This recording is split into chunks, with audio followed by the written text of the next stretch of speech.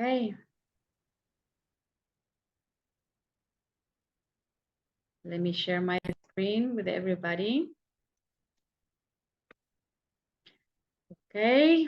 Welcome to the Chevening interview preparation. Thank you so much for being here and being so punctual. I won't be able to see you all. As long as you can see me, you can ask questions. Please use the chat for questions. Use the Padlet link for that, and we will have a moment for those questions, okay? Now, let me explain a little bit of who we are first. And now, in the time being, I really want to see your faces. Otherwise, it gets very lonely. So if you can turn your cameras on and microphones off and cameras on, please, okay? This is going to be very important. I can see all of you. Hi, you don't know one another, but I know you all. And it's very nice to have you all here. Okay. It shouldn't take us more than 1 hour. So I'm going to rush through all this. Write it down if you want me to address it again, okay? This is a general preparation session. Those with specific questions about their own program or their own essays, okay? Those had to do with the individual sessions that we schedule, okay? So we are having a question and answer session at the end of this presentation. This presentation will be available for you. I will send you a copy so you can read it again and you can take a look at the questions again, okay?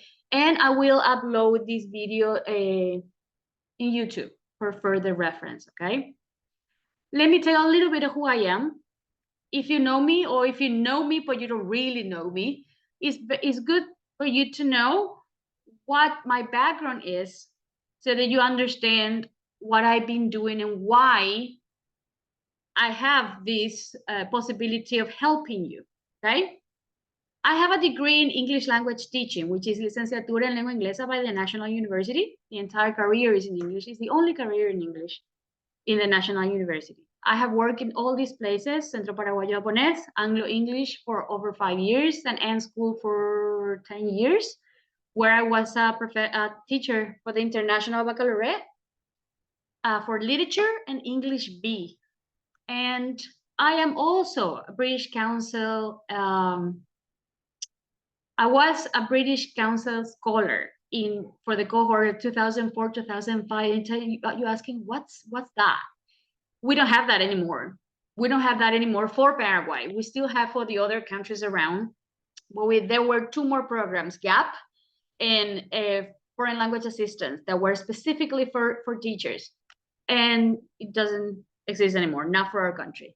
I was also, I was awarded with other 3 scholarships of the US Embassy for critical thinking in the classroom, technology in the classroom, because I teach online since 2004, and teaching knowledge tests by the University of Cambridge. And I am a coach for different international exams such as SAT, TOEFL, IELTS, GRE, GMAT, that had to do with international scholarships, okay? For undergraduate and graduate students in any English-speaking program. That is why you see some of the videos with people in Korea, Japan, Taiwan, the Netherlands, okay? As long as the program requires you to have an English exam, I can help you there, okay? I really want you to take a look at our YouTube site, okay? I'm going to send you 3 links later on at the end of the class.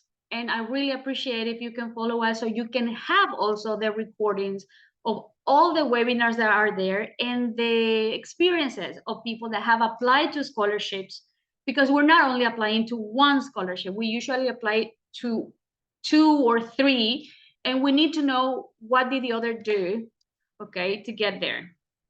We also have an info group, which is a general group where nobody posts anything besides me, okay? So you will get all the webinars and live sessions that we have with other universities as well, okay? And our Instagram. Right now, at this moment, we are roughly in 1 place at a TOEFL preparation course. So if you want to be part of it, all you have to do is participate, and we'll begin on the 9th of March, okay? So the tips that you're going to hear today are a compilation of pieces of advice from real Chevening interviewers, the official website of Chevening, Pazmín Ramirez from Fulbright, and or former applicants or their candidates, okay? Let's begin by saying that authenticity is key. What does that mean? I'm not saying be yourself and don't be prepared. That's not what I mean. What I mean is don't try to copy what your friend who applied last year and is already in the UK did, okay? Your background, your profile, what you want might not be the same. So don't try to copy what another candidate, what have worked for that person might not have worked for you. And even if you repeat it, it could hamper, okay, your application. The idea of the Chevening is to help you achieve big things that on your own you might not have had or will have the opportunity to do it, okay? So the idea is to be helpful in that career plan that you have, okay?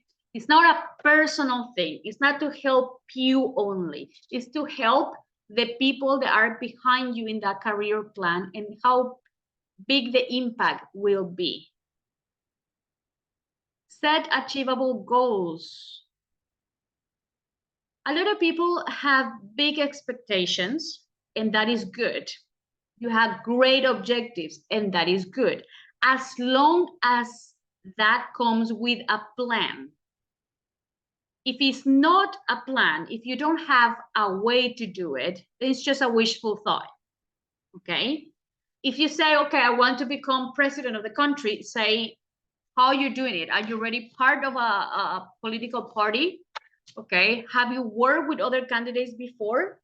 What are the objectives? What is your political statement? Okay, how do you define your ideas? So if you have something, you're already working on that, then I understand it might be a plan. It might be a long-term plan, but you're already on that path. If you haven't done absolutely anything about it, you don't even vote, then I understand it's a wishful thought, and I will not, as an interviewer, consider your career plan for an investment, okay? When we say don't hold back, we're talking about people who usually go very general about what they're good at, okay?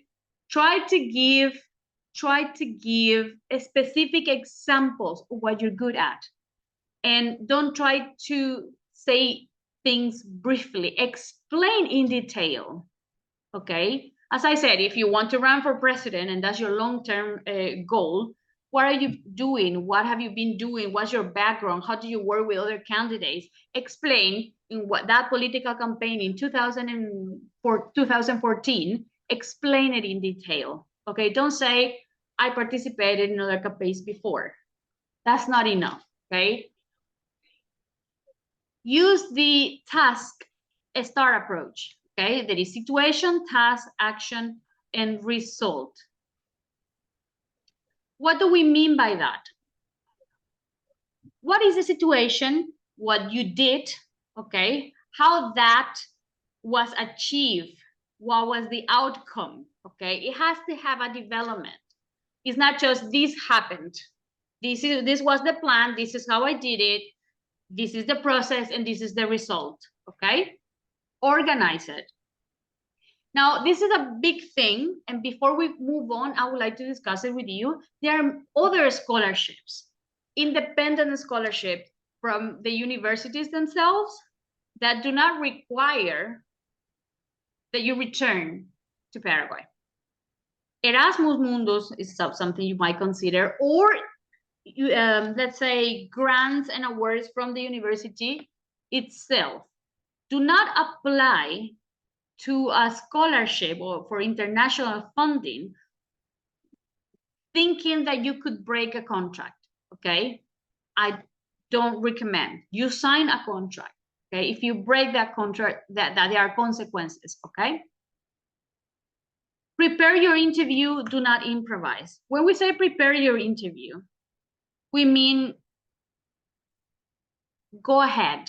I mean, prepare the possible questions that you will receive so that you can explain in detail and you don't forget anything. We don't mean to memorize full paragraphs, but don't think that being spontaneous is going to be good. Being spontaneous and not preparing, just going there and see what happens, it's actually very bad because this is a big deal, okay? And you might not look as spontaneous. It will look as a lack of preparation, okay? How do I know what they're going to ask me? I'm going to show you, okay? You will have some general answers and then answers that had to do with the specific topics of the essays that you have already presented. This is a general question. What is the most important thing that our society needs? And you say, that wasn't in our essays, but that's the key here, all right? That is the key. Do you understand what our society needs? That's your master program, the one you're applying for. Respond to that. And you might say, yes, blah, blah, blah, Paraguay needs this, and that, and world peace. So the example. But what we are suggesting is that you need to understand very well the reality, and your master program should respond to a national issue, situation, a national problematic. So go ahead and check, what's the Paraguay agenda for 2030?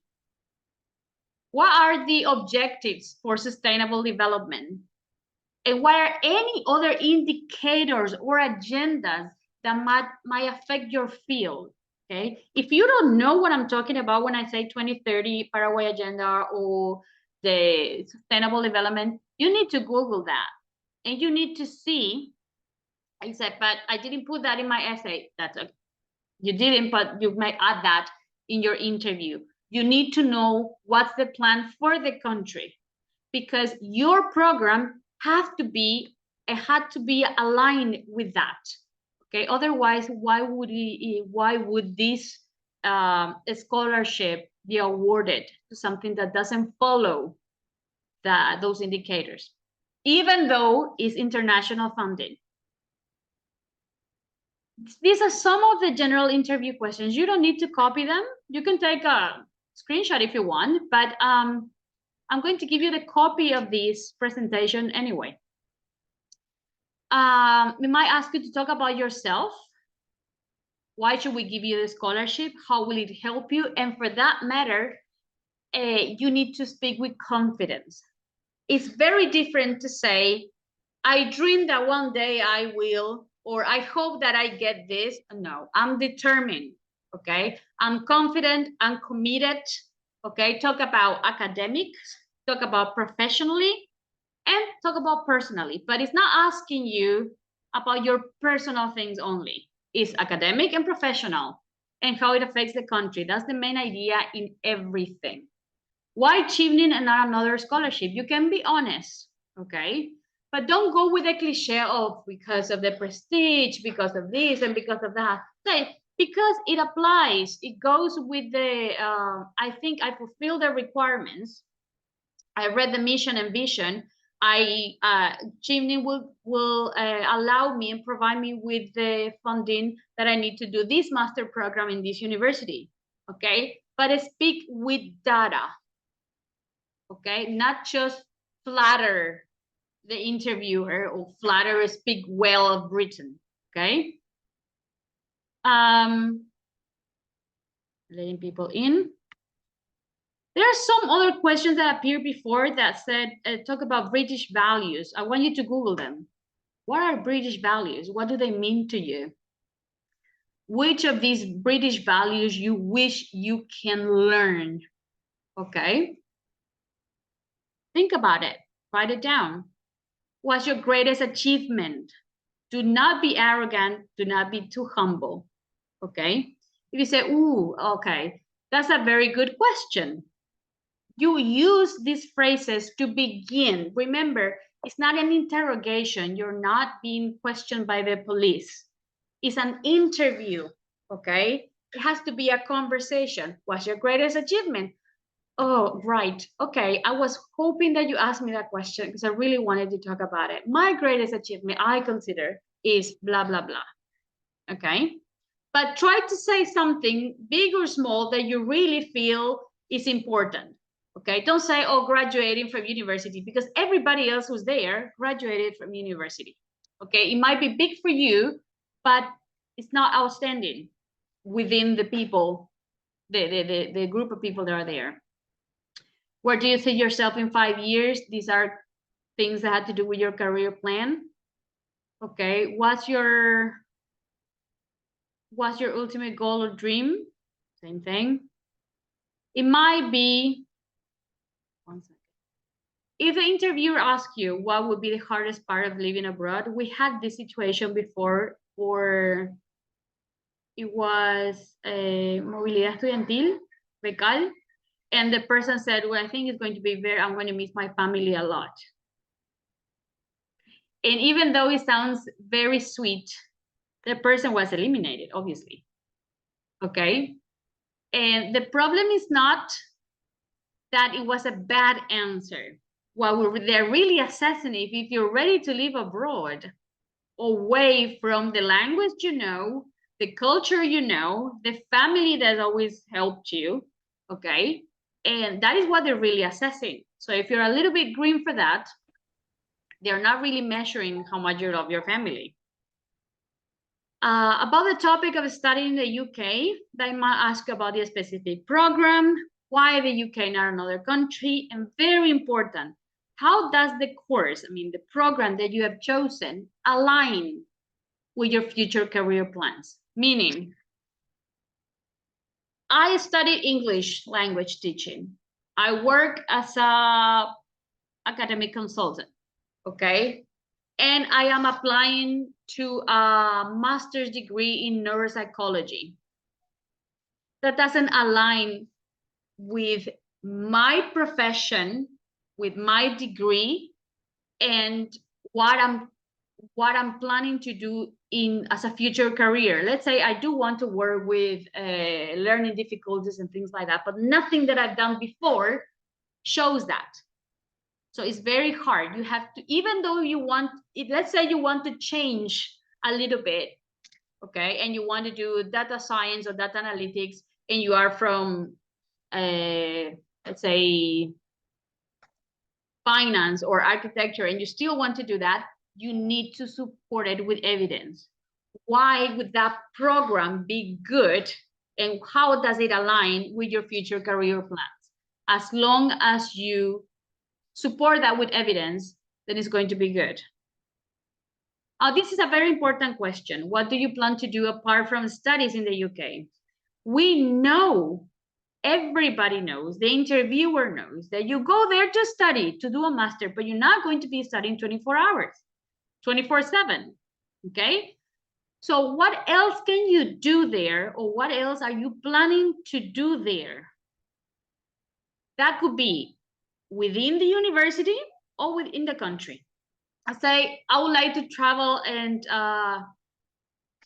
if I'm going to study heritage, because I'm from architecture, I would like to go and see all the national or UNESCO heritage that they're there. So I'm going to travel a lot. Okay, so you're going to say that, but that aligns with your program and your career plan. Let's say, I always give a silly example. Let's say the university has a aquatic chess team, and you happen to play aquatic chess. Apply for that. Say that you want to be part of the team. It's not only what the university is going to give you, but how you can also participate with the things the university have. Okay. And there you can include Paraguay Speaks, the conference as well. You can include internships. You can include anything else that's around there or in the area, not necessarily in the university. Okay. Then it says, Very good question. What are your expectations about the UK and how will you face the hard times? You will face hard times, okay? Hard times mean being lonely, homesick, and it happens. Or being desperate because it's a lot harder than you thought, okay? It's not the same to pass the TOEFL and understand English, and then there's a very different thing to be debating in university and listening to a lecturer and taking notes, okay, and then writing 2-3 essays a week. It could be overwhelming. What are you planning to do if or when that happens? We can talk about mental health, we can talk about sports, we can talk about meditation, we can talk about having friends around, okay, or understanding that the university has a mental health program and therapy allowed for students, or counseling for students, okay, or you planning to share a room with somebody that is already there so you don't feel lonely. I mean, there are tons of things that you can say, all right, but you need to show there is a plan. When we talk about community service, we're not saying you have to have community service. We're saying that community service shows that you have leadership, commitment, okay, networking, teamwork, okay? There are a lot of things that you can show when you have community service. Now, it is even better if that time that you donated during that volunteer time is much better if it's aligned with your career. So if you build with Techo, it's great if you're planning to become, if you're going to study urban planning or engineering or architecture or any of those careers, or something social as well. Now, if your program is something about dentistry or education, it doesn't really support. And another thing is, Techo is a fantastic idea, but it's a very big organization that has thousands of volunteers. You're not going to outstand. It's very unlikely, okay? You might not get a very good recommendation letter that says how much you improved and grew or supported them. So it doesn't have to be a super big organization like this. It could be something that you create that is small. I have 3 people, that you do it in the park around the corner from your house, but it has to do with your career, what you plan to do, and that you did it consistently for a couple of years, okay? That is a lot better than something with a big name where you are not going to outstand. So say, the teacher says not to do Techo. That's not what I'm saying. I'm saying choose wisely. Leadership. Leadership is not about getting it right all the time. It's not about gathering lots of people. It's not about being the head of a department. It's about many things, and you can show yourself as a human, showing that you learned your way up, okay? That when you began, you were more of a boss than a leader, okay? And that you learn from it, okay? How do you know you have leadership potential? Please Google, like those who work with me for the essays, I ask you to Google what are the leadership skills. Active listening, empathy, communication, right? So talk about which of those skills you think you have or you have developed that might make you a good leader. Now, when you say that, also write down and remember situations that support the fact that you're saying you are a good communicator, or you're an active listener, or that you have empathy. What's the situation that can support that? Because when they ask you, you cannot say yes because I have empathy and active listening and I'm a big communicator, right? Give me an example. Okay. Reasoning about it is not enough. Give an example. Okay. Could be at work or could be during volunteer work. And they may ask you to name a leader you admire. Go away from the cliches. Okay. It's fine if you admire Gandhi or Martin Luther King or I don't know, Frida Kahlo.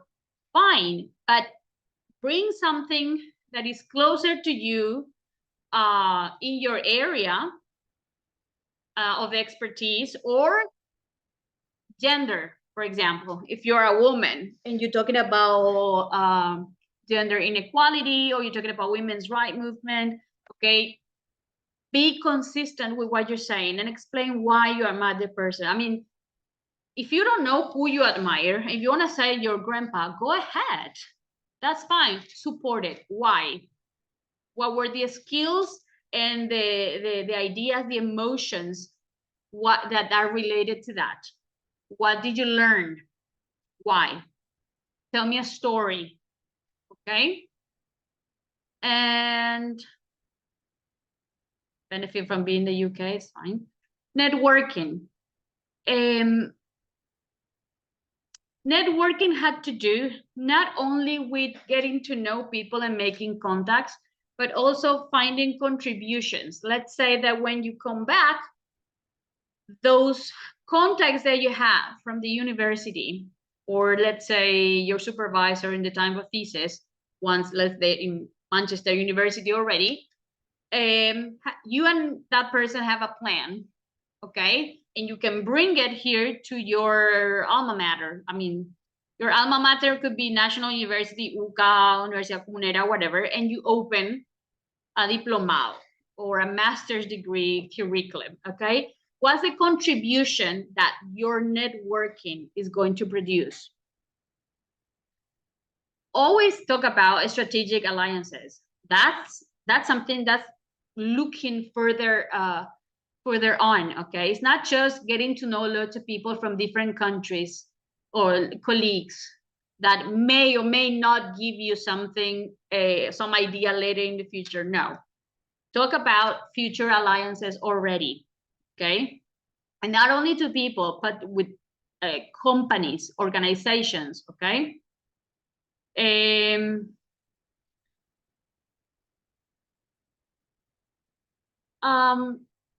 Let me give you an example.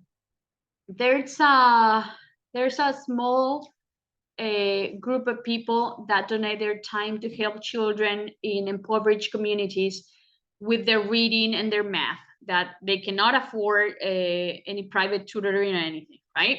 So these are completely, let's say, people that do not live in that area. Let's say they go to this school in Bañado Sur and they teach, right? But their strategic alliances, their networking with people from abroad could get actually some funding to pay actual teachers to come and teach there. So that is the proof that supports good networking, not finding money only, but talking about the evidence that you can provide and how the networking helped the community. Okay.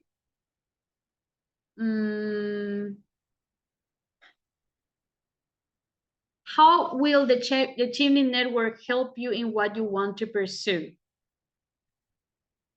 Of course, there are many things that you can do on your own, but there will be lots of things that the Chevening network you think that can help you do. So I assure you that if you watch the videos in our YouTube channel from former Cheveners, and you will have more ideas about the network that comes along and how that help you achieve what you need to do to grow. For example, the minimum best practices from other countries just by talking on a round table with other colleagues, right?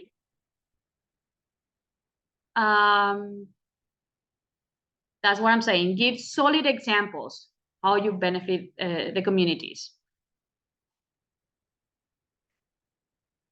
They need to have an idea of how you will make a positive positive impact on this community. It doesn't have to be you only. It could be you with a group of people.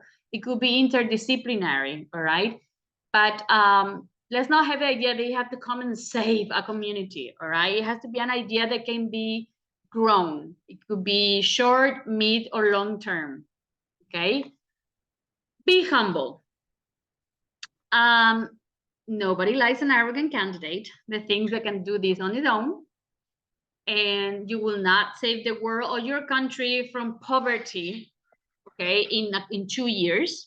Your master doesn't give you superpowers, okay? But you can collaborate. Let's talk about collaboration. Let's talk about leading projects. Let's talk about implementing ideas. Let's talk about strategic alliances. Let's talk about innovation. Let's talk about private and public collaboration in projects, okay? Those are the ideas you need to mention. It's not, I wish, I want one day, okay? That's not going to happen. And it's not I, okay? It has to be, there should be projects with other people too. And this is the career plan. You have written an essay about your career plan, and this is the moment that you have to show them that it's a plan and not a wish, okay? Remember, they will ask you how you're going to implement this and how it's going to help the development in your country. How can this program contribute to your career plan?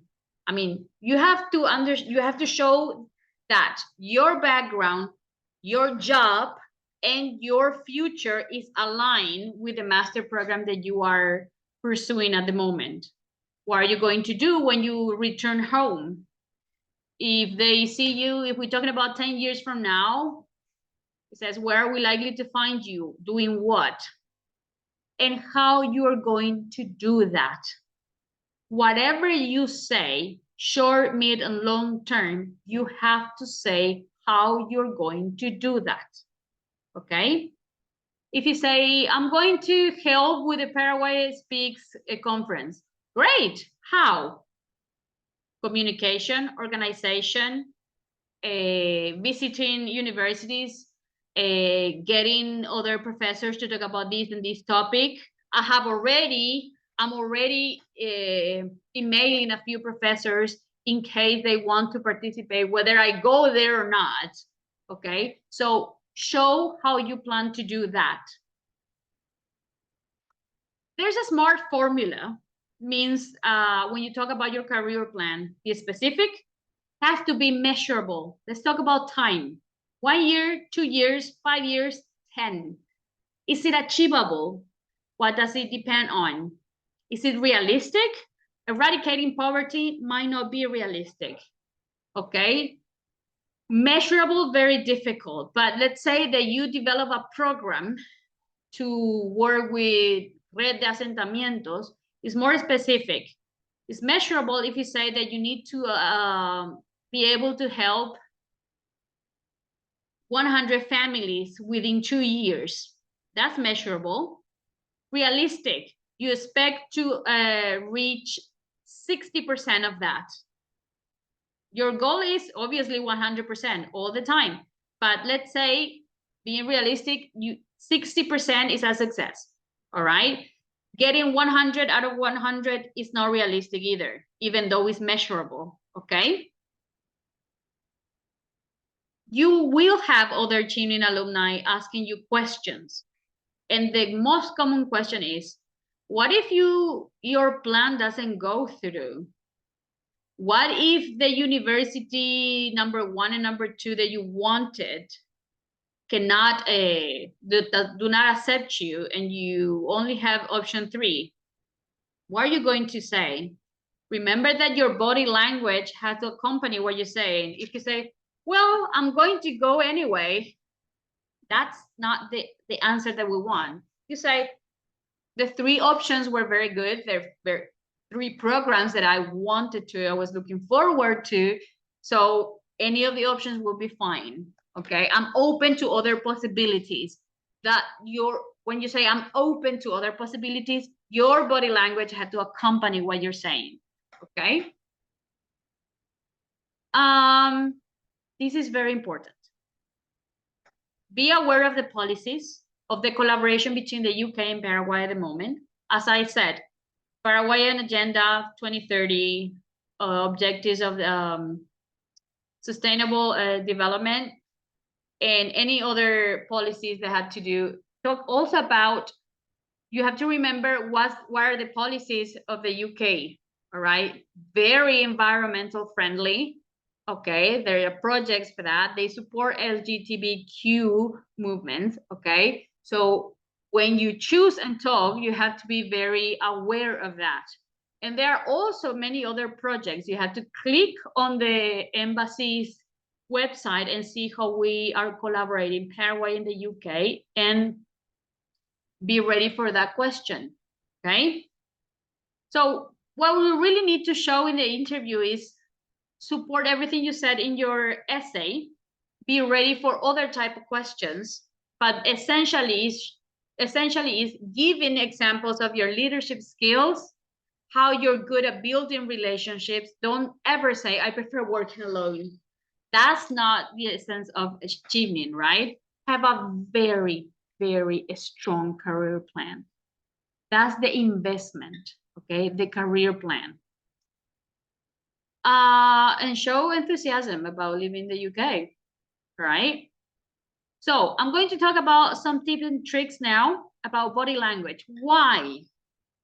Because while I was doing some mocks with some students, I realized that your face and your hands or entire body do not support what you're saying. You can tell me, I'm very looking forward to, and all I see is anxiety, okay? And you say, but that's the truth, teacher, being truthful, right? But even though the interviewer is not going to write down, okay, it's frowning, so that means anxiety. It's not going to write it down, but the impression that you're providing, that you're giving, is a very fragile one. You don't want that, okay? Somebody has, yeah, okay. Thank you. Just one microphone was on. Okay. So handshake, firm with eye contact. Posture, okay? Straight, okay? Not robotic, but chin lifted. Don't look the floor. Don't look at the floor, okay? Make eye contact. Don't stare. Keep your legs uncrossed when you're sitting, and motionless, not like me. I mean, I'm a very anxious person and I'm fidgeting all the time. So hand position, okay, not crossed, but hands opened on your lap if possible. Do not stare, just make our eye contact. Now, mirroring is good, but it's very hard to achieve, okay? I mean, trying to, and you will be focusing on the gestures of the interviewer, and that's not your goal, okay? You're just trying to survive this interview. So it is a recommendation, but I wouldn't focus on that, okay? Now, when being respectful, I mean, understand that the people that might interview you might not be Paraguayan, okay? One of them is the first secretary, not Paraguayan.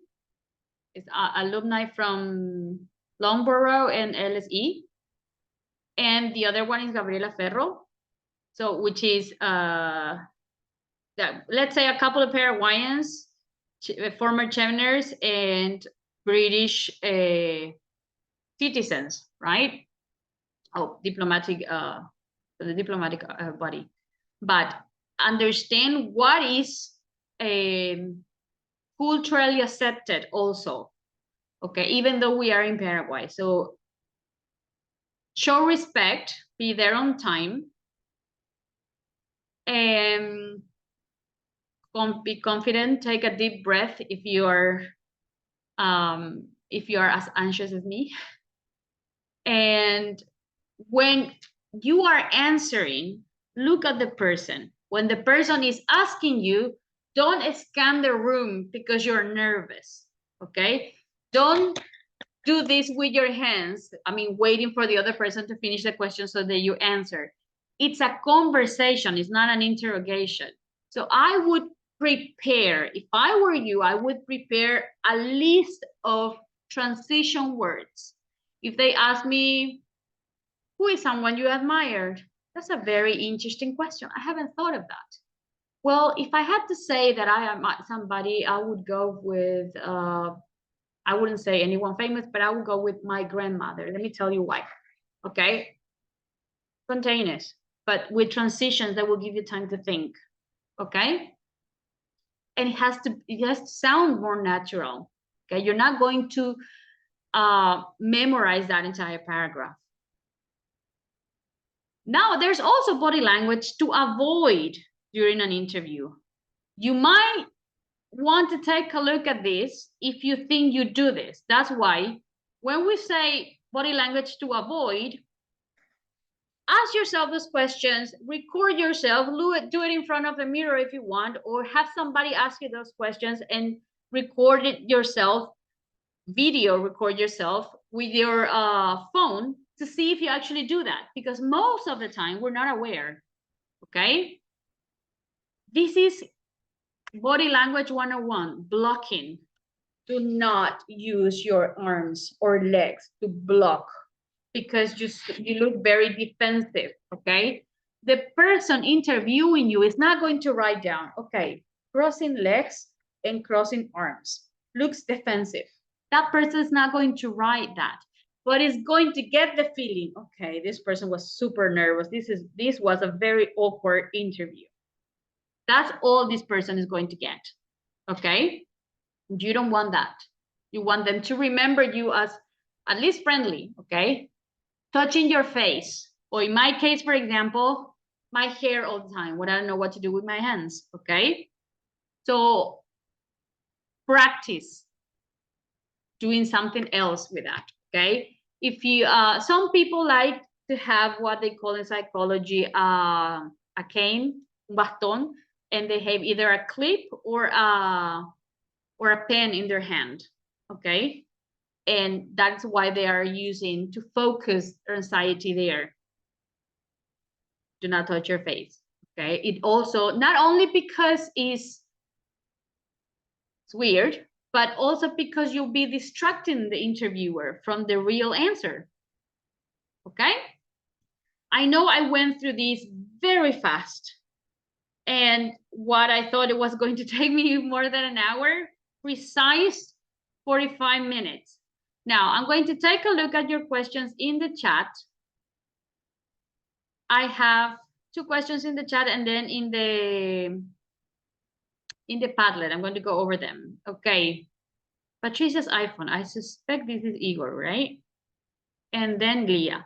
6 values listed on every website, or there are values related to Chevening specifically? No, British values. What are the British people they consider values? Okay, you can look at them up like that and you will find them. ¿Qué responder si preguntan si estás aplicando para otra beca también? You can be honest. You can say, yes, I am. Yes, I am, right? And let's say that you have a plan, okay, and that you want to make the most of it, that you want to have plan A, B, and C, just like Chevening asks you to have 1, 2, 3 universities options, just like that, okay? There's nothing wrong with that.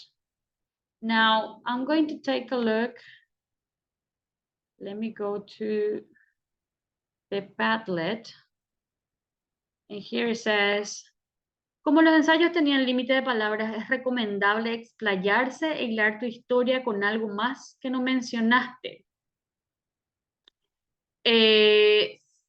Respondo en castellano, pero pregunto en castellano. Siempre y cuando, yo no diría historias, pero como anécdotas o trabajar un storytelling, que dé ejemplos específicos de lo que uno dijo, porque a veces en el ensayo uno hace mucho razonamiento y explica por qué esto, de dónde viene, a dónde va, pero no da un ejemplo. No es lo mismo decir, me interesa colaborar con la educación del país para que más personas puedan acceder a becas internacionales, a decir, voy a hacer un proyecto en el cual voy a becar a 10 personas y desde el nivel 1 hasta TOEFL y les voy a asesorar para que vayan a estudiar afuera. No es lo mismo dar un ejemplo específico que hablar de cómo va a tratar un proyecto. Siempre es mejor ser preciso. Si no se explayó así en el ensayo, sería muy buena oportunidad tomar la entrevista para dar el ejemplo específico. Que es posible que no te pregunten. Si te dicen, hablaste en tu plan de carrera de largo plazo que ibas a hacer tal cosa. ¿Cómo lo vas a hacer? ¿Puedes darme más detalles? Entonces uno le dice, I'm so glad you asked me that because I really wanted to go deeper into that subject. Okay? So say it. Decirle directamente que realmente querías dar más detalles, como puede ser que no te pregunten y no tengas la oportunidad ya de decirlo, ¿verdad? Estaría bueno aprovechar las preguntas para meter otras o es recomendado esperar directamente. O sea, hacer nosotros preguntas después que el interviewer, el entrevistador, nos hace preguntas a nosotros. No podría, tal vez puede verse un poquito mal que seamos nosotros los que hagamos estas preguntas porque somos nosotros los candidatos. Entonces sería bueno esperar que el entrevistador haga las preguntas y nosotros responder con entusiasmo, con transiciones y espontáneamente, ¿verdad? Nosotros no tendríamos por qué estar haciendo las preguntas. Dice, hacen Teacher, ¿me preguntas, espérame escuchas? que un ratito, Es Karen. que yo hice esa Ah, pregunta, por bueno, ok, eso ok, quería ok. aclarar. Decime, decime, Me refería decime. nomás así, estaría bueno aprovechar las preguntas para responder con otras, o sea, que complementar la respuesta con otras cosas que hiciste referente al ensayo. Que no habías puesto en el ensayo, pero que Ajá, ahora querés decir, pero es, o sí, sea, pero es del mismo tema. O exactamente. sea, por ejemplo, si te Sí, habla de del career plan a largo plazo y vos contaste así cortito, pero querías explayarte más, decir más, ¿podés decirlo ajá, ahora? Por supuesto, este es el momento. ok, Que para eso sí, genial. súper. Hacen preguntas fuera de lo mencionado en los ensayos, como cuáles, sí, como que des ejemplos concretos, como cómo te preparas para, como lo que dijimos, cómo te preparas para situaciones adversas. If you get homesick, if you get sick, ¿verdad? Que les pasó a nuestros becarios que les tocó la pandemia ahí, ¿verdad? Que estando en the UK tuvieron que hacer todo online, ¿verdad? Y tuvieron, qué pasaba si se enfermaban, no se enfermaban, no había vacuna, dónde salían, cómo se iban, cómo recibían su plata.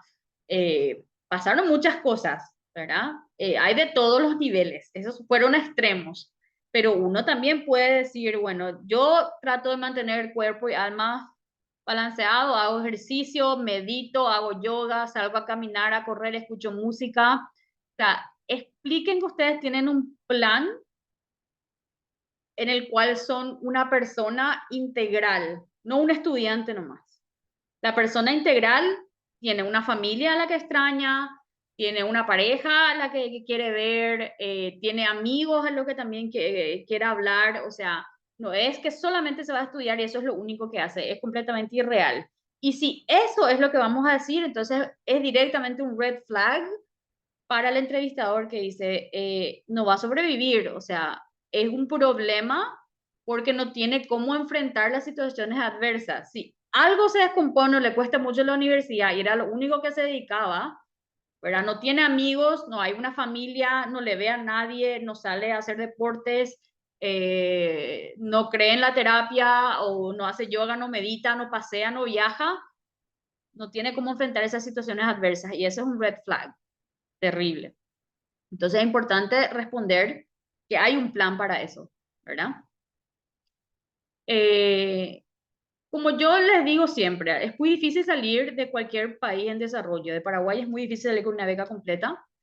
Los británicos son personas que todo calendarizan. Entonces, si vamos a hacer un asado, sí. ¿Cuándo? En 3 semanas a las 6 de la tarde yo puedo. y así se calendariza. O sea, todo el año. Ustedes llegan, le dan el calendario de la universidad, calendarizan todos sus feriados y días libres y todos sus exámenes. Y donde tienen libre tienen que marcar del primer día hasta el último día de volver antes de volver a Paraguay. Planifiquen todos los asados, todos los viajes, todo lo que hay y aprovechen. ¿Verdad? Aprovechen porque es muy difícil salir. Eh, Van a tener vacaciones. Cada tantas semanas le dan semanas libres también y después tienen los feriados nacionales, ¿verdad? Entonces van a tener tiempo para viajar. No sé si el presupuesto, pero van a tener tiempo. Eh, Planeen también eso, ¿verdad? Elevator pitch. ¿Es necesario preparar un elevator pitch a la hora de presentarnos o cuando nos pregunten sobre nosotros? Cuando dice tell us about yourself, no sería mala idea. Cuando te dice tell us about yourself, siempre es importante comenzar con hola, my name is, I'm this years old, I come from this city, I hold a degree in blah, blah, blah, from this university. I'm a birth enthusiast. I love running and cycling, traveling. My favorite book is, okay? You are a whole person. You're not just a student. Eso es muy importante de recalcar. Como persona integral, pueden meter humor también. Pueden decir todo lo que son, pero no digan solamente, hola, soy fulano, soy ingeniero en bla, bla, bla, bla, bla, mi tesis hice sobre esto, quiero hacer esto en el futuro. O sea, yo quiero saber quién sos. No quiero saber, no es solamente qué profesional sos. ¿Ok? El entrevistador va a querer saber más de ustedes, denle algo con que se va a acordar de ustedes. ¿Ok? A lo mejor no saben que fulano de tal, que es bioquímico, tiene tantos años y escribe cómics en guaraní y lanzó un libro de poemas y ahora quiere hacer un máster en microbiology. ¿Ok? Mientras ustedes le den más la perspectiva de la persona completa, tienen más chances que se acuerden de ustedes, ¿verdad? Y sí, preparar. Yo escribiría cada una de estas preguntas y buscaría un transition para decir, that's a very good question, interesting question, I'm glad you asked me that. I never thought about it. Y practicar para que nos dé tiempo, ¿ok? No memorizar, pero practicar. ¿Se esperan respuestas directas o respuestas que cuenten una historia? Depende. Hay respuestas que tienen que ser directas y hay respuestas que meritan una historia. No meter historia en cada una porque es aburridísimo. Y si decís sí o no nomás en algunas respuestas, es muy corto. O sea, si merece una historia, contá una historia. Por ejemplo, a person you admire merece una historia. Leadership. How do you, ¿cómo y por qué te consideras un líder? Ahí se merece una historia, una anécdota que cuenten, ¿verdad? A ver, voy a dejar de compartir un rato, ¿ok? Y les doy un minutito para que miren sus preguntas. Si tienen. De por ahí sí No escucho sabe. nada. Espera que un ratito. Dame un minutito, un minutito. Quiero ponerle unos links en el chat acá. A ver, Analia, ¿qué tan extensas deben ser las respuestas? ¿Cómo saber si nos estamos excediendo o diciendo muy poco? Yo no hablaría más de un minuto, pero capaz, y te pregunta más, vos podés leer por el lenguaje corporal si es, o si ella no te está mirando, ¿ok? Y te va a parar en cualquier caso. Pero el lenguaje corporal te va a decir si te está atendiendo, si vale la pena continuar o te estás aburriendo o no estás, o sea, si no estás aportando nada. Pues acuérdense, no puede ser un currículum narrado. Tiene que ser algo que ellos ya no hayan leído en su currículum, en sus cartas, en, en los ensayos. Si es algo que ustedes ya hablaron, no vale la pena volver a hacer todo el cuento, ¿verdad? Es aprovechar el momento para dar más datos específicos. Podemos repetir la historia de los ensayos, deberían ser nuevas. No, es no repetir, sino desarrollar un poquito más. Porque esta es la oportunidad. Marco, pregunta. Sí, teacher. Por la pregunta la cual me está costando a mí encontrar un ejemplo, es el de una experiencia en la cual uno falló como líder, porque ahí no, uno de repente podría responder algo que te descalifique, como también algo que realmente no sea una experiencia en la cual Buenísima fallaste. pregunta. Entonces, es medio trampa la pregunta, entonces no sé cómo encarar. Buenísima pregunta. Bueno, antes de responder a tu pregunta, quiero que miren, les paso el link de nuestro chat informativo que ya han de tener. Por favor, nos siguen en Instagram. Síganos, suscríbanse a YouTube para que les lleguen todos los testimonios. Vamos a tratar de seguir grabando, eso nos cuesta un poquito de tiempo. Le dejamos primero a que nuestros becarios vayan, se asienten bien y después nos cuenten. Entonces, ahora que llegaron, hay dos que ya se fueron ahora de full break, que tenían que haberse ido en agosto, pero ya le dieron beca para hacer inglés antes, y ya están en enero, van a tener nuevamente los testimonios enseguida. O sea, suscríbanse a YouTube para tener eso. Y el siguiente es el link de Canva, que es la presentación que acabo de hacer, para que ustedes tengan todas las preguntas ahí. Si quieren escribirla en un Google Doc. Si ustedes son alumnos nuestros y tienen sus 5 sesiones de asesoría, o si tienen asesoría por haber sido alumnos nuestros, podemos revisar cada una de las preguntas de acuerdo a cada caso específico y su perfil. Si no son alumnos nuestros, escríbanme, vemos cómo hacemos. Tiene un costo, pero podemos revisar pregunta por pregunta según su perfil. La pregunta de Marcos. ¿Qué pasa? ¿Qué tanto cuento y qué tanto va a ser en contra mía? Siempre que van a les pide algo en el cual les haya salido mal y que aprendieron, es sacar la resiliencia de esa historia. ¿Ok? Bueno, no dar mucho detalle de qué tan mal te fue tal vez, ¿verdad? O sea, decir nomás que te fue mal, aprendí esto y hoy en día esto soy, ¿verdad? Es siempre mostrar la mejora. Lo que queda mal es mostrar que nunca tuvimos un error, que nunca hicimos nada malo y que somos fantásticos desde el principio. No, no lo cree nadie, no lo cree nadie, ¿verdad? Y que todo nos salió bien, y la cantidad de premios y awards que tenemos, un desfile de premios que tengamos, más que tengamos, esa no puede ser la presentación.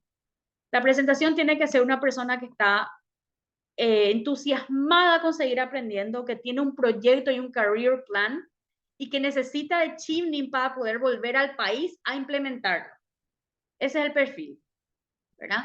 Entonces, es una persona que no tiene problema de trabajar con nadie, y si encuentra un problema, tiene la suficiente resiliencia y empatía y el self-awareness para darse cuenta y mejorar, o sea, corregir y mejorar. O sea, desde por tu pregunta, entonces, Marcos, habla.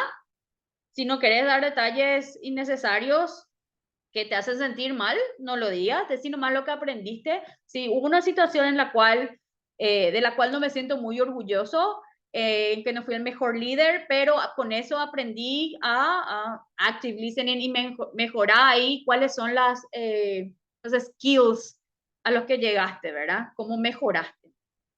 Y puede comenzar. I'm not very proud of this situation, and I might not go into many details about it, but all I can say is that I have learned since then that to delegate activities and not to feel that I'm the only one who can do everything, and to be patient, to tolerate others people's mistakes, and if someone doesn't know, then I might as well help them learn instead of just criticize. So I'm a better leader, I'm a better person, and I can work better in a team now because the same people are more tolerant with me as I am with them. Okay, so that's me being a control freak, right? And doing everything myself. And then everything goes wrong because I don't have the time to sleep because I have to do everything myself, right? So there are ways to say it. Any other question? Preguntas en Spanglish, English, Spanish? Pueden abrir su cámara también. Profe, Gracias. Yo creo que están todos profe, en... Yes. profe, el outfit, profe. Tiene que ser de Perdón. negro. Tiene que ser That's de okay. negro, como es muy formal, como... El outfit para la entrevista. Not too comfortable. Siempre se pide un trajecito, ¿verdad? No over the top en maquillaje, ¿verdad? Not super casual, se están yendo a una embajada, ¿verdad? Se están yendo a una embajada, queremos dar el correcto, how to say, first impression, la primera impresión que sea bastante, que se fijen en nosotros y en lo que decimos más que en lo que nosotros estamos mostrando, ¿verdad? Pero que sea algo alegre. Si es todo muy negro, todo muy oscuro, es muy depressing, muy sad, ¿verdad? Que sea algo alegre, ¿verdad? Tenga un color, algo de contraste, porque son los colores que es parte del visual impact también. ¿Ok? Okay, to mention our connections with alumni. Okay, leer. Igor. Teacher, is important to mention our connection with alumni or is not relevant, maybe a little bit too much? Our connections with alumni, sí. Sí, conozco a muchas personas que han ido y he hablado con ellos y quiero el mismo networking o me da el ejemplo. Siempre que te da un ejemplo del cual aprendes algo, no de hablar de conexiones como name dropping. I know this, I know this person, I know this person, my uncle is this, that's not the one, the example that you want. Not name dropping, but yeah, networking is good, of course. Okay, smile to the camera, pretty clear set, okay? And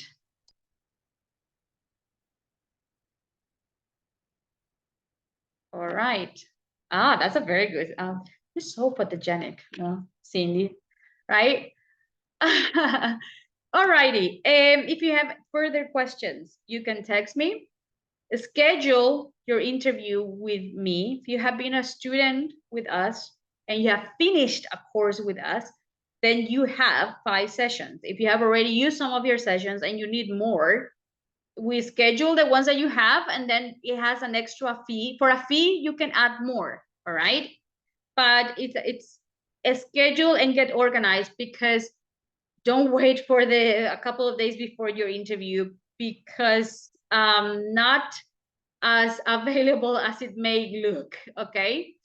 And right now we have Chevening Interviews, but we also have Fulbright and Becal opening soon, and we have Caldo closing, and there are a lot of other people applying, okay?